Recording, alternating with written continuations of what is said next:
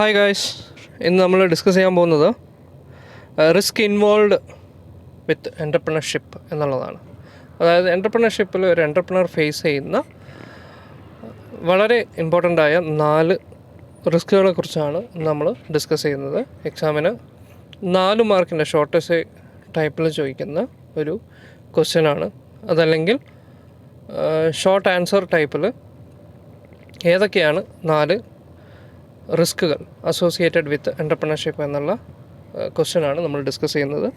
അതിൽ നമ്മൾ പറഞ്ഞു 4 റിസ്കുകളാണുള്ളത്. അതിൽ ഈ 4 റിസ്കുകളുടെ ആ മെയിൻ ഹെഡിങ്ങുകൾ ഓർത്ത് വയ്ക്കുക. 1 financial risk, 2 personal risk, 3 career risk and last 1 psychological risk. ഈ 4 ഇതിൻ്റെ മെയിൻ കീ പോയിൻറ്റ്സ് എന്ന് പറയുന്നത്.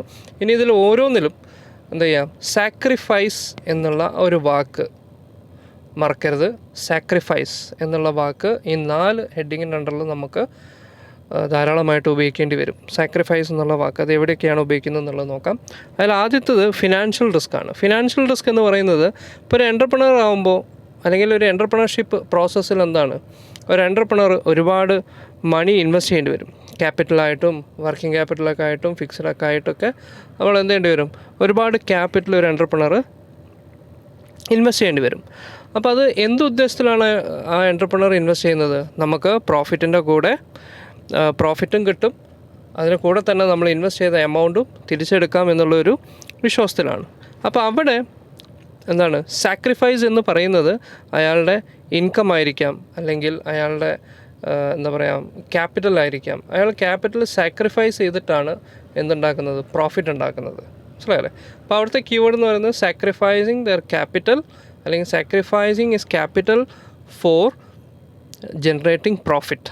മനസ്സിലായല്ലേ? അതാണ് അതിൽ കീവേഡ് എന്ന് പറയുന്നത്.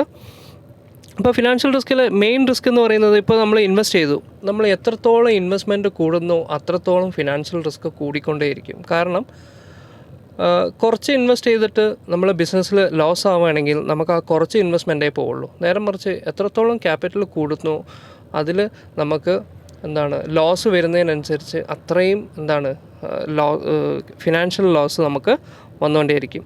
അതാണ് അവിടുത്തെ മെയിൻ റിസ്ക് എന്ന് പറയുന്നത്. അപ്പോൾ ആ ഇൻകം ചിലപ്പം നല്ല ഇൻകം കിട്ടാം, അല്ലെങ്കിൽ പിന്നെ അതിനുപയോഗിക്കുന്ന വാക്ക് എന്താണെന്ന് വെച്ച് കഴിഞ്ഞാൽ ഗെറ്റ് അട്രാക്റ്റീവ് ഇൻകം.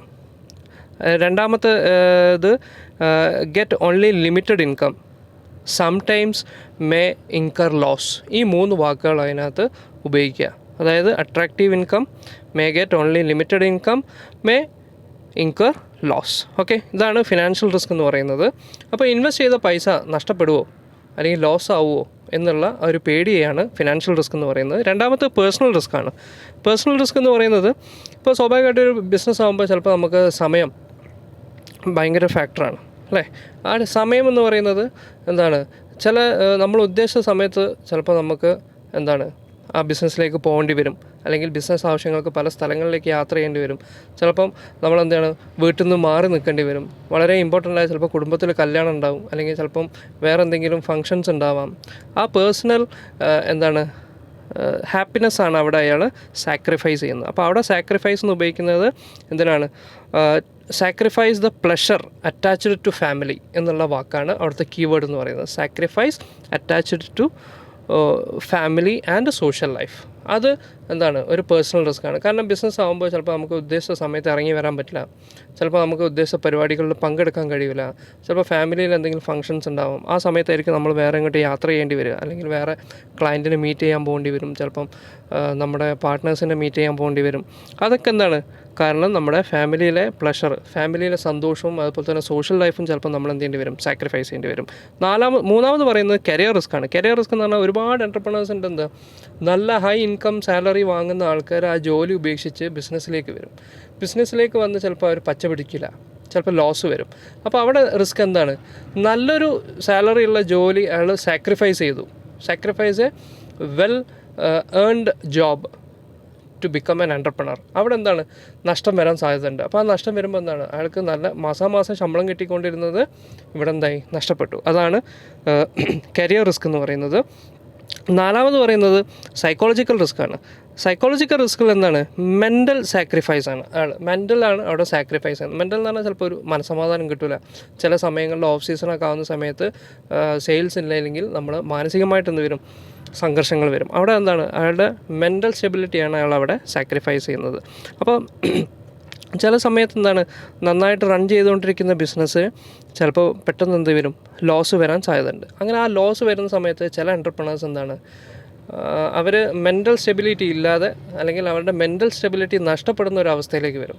അങ്ങനെ എന്താണ്? മാനസികമായ പല പ്രശ്നങ്ങളും അവർ നേരിടേണ്ടി വരുന്നുണ്ട് ലോസ് വരുന്ന സമയത്ത്. ഒരുപാട് ഇൻവെസ്റ്റ് ചെയ്ത് ലോസ് വരുമ്പോൾ അവർ ഒരുപാട് മെൻ്റൽ സാക്രിഫൈസ് അവർ ചെയ്യുന്നുണ്ട്. അപ്പോൾ ഈ 4 റിസ്ക്കുകളാണ് മെയിനായിട്ട് ഒരു എൻ്റർപ്രണർ ഫേസ് ചെയ്യുന്ന 4 റിസ്ക്കുകൾ. Financial risk, personal risk, career risk, psychological risk. ഈ 4 ഹെഡിങ് പഠിച്ച് വയ്ക്കുക. അതിൽ എന്തൊക്കെയാണ് ഒരു എൻ്റർപ്രണർ സാക്രിഫൈസ് ചെയ്യുന്നുള്ളത്, ആ സാക്രിഫൈസ് എന്നുള്ള വേർഡും കൂടെ വെച്ച് എഴുതുമ്പോൾ ഈ സെൻറ്റൻസ് കംപ്ലീറ്റ് ആവും. ഓക്കെ, ബാക്കി നമുക്ക് അടുത്ത വീഡിയോയിൽ കാണാം. താങ്ക്